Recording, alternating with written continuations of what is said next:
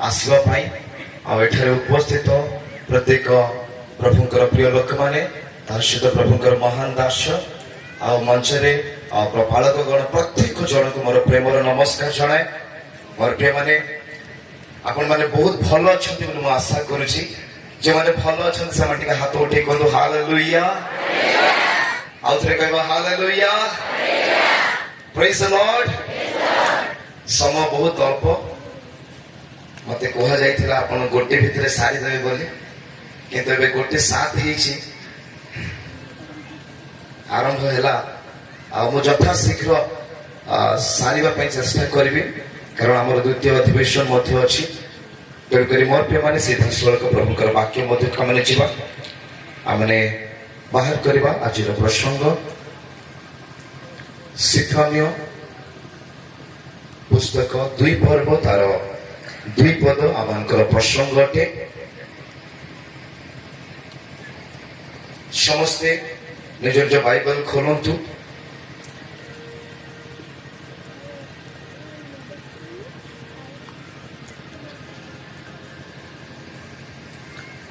आश्रम इसमें पढ़ा ये प्रकार लिखा जाए आज्ञा सफल होगा पूर्वे दिन तुष्य पर उड़ी जावा पूर्वे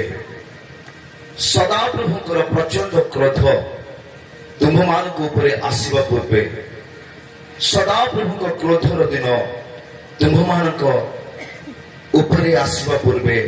एकत्र हुआ। मोर प्रिय प्रभुकर लोक माने ये वाक्य आम समस्त मानव जाति प्रत्येक व्यक्ति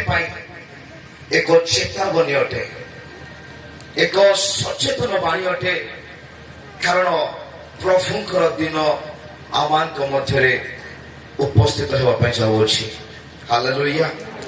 वर्तमान आम प्रभुंकर अनुग्रह को दिन अनुग्रहर दिन को देखा किंतु समय आसूची एक क्रोधर दिन को देखा जिते से दयामय परमेश्वर आउ दया करेंगे ना से अनुग्रहकारी परमेश्वर आउ अनुग्रह करेंगे ना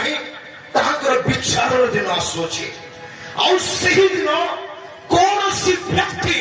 से विचार सिंहासन सम्मुखर वंचित हेबना मोर प्रिय माने से दिन आप मुख खोलिक कथा कहे ना से दिन आप जीवन साक्ष्य देव से दिन आप कर्म साक्ष्य देव जे आप पुरस्कार पाइबा जाऊँ ना दंड पाइबा जाऊँ।